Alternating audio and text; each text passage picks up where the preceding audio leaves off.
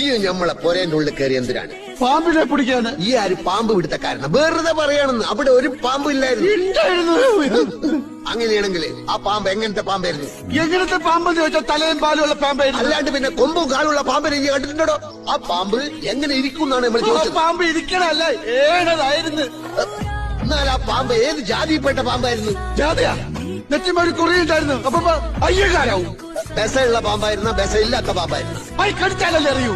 ഈ അല്ലടോ പറഞ്ഞത് രാജവെമ്പാലയാണ്, ഇത്ര നീളമുണ്ട് ഇത്ര വണ്ണുണ്ട്.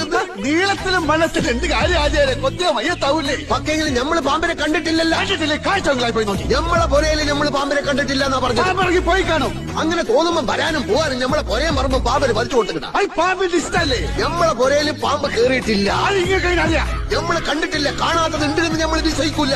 ദുബായ് കണ്ടിട്ടുണ്ടോ? ഇല്ല. അപ്പൊ ദുബായ് ഇല്ലേ? എന്താണ് വിളിക്കുന്നത്? നമ്മളിവിടെ തുണിയിലാണ്ട്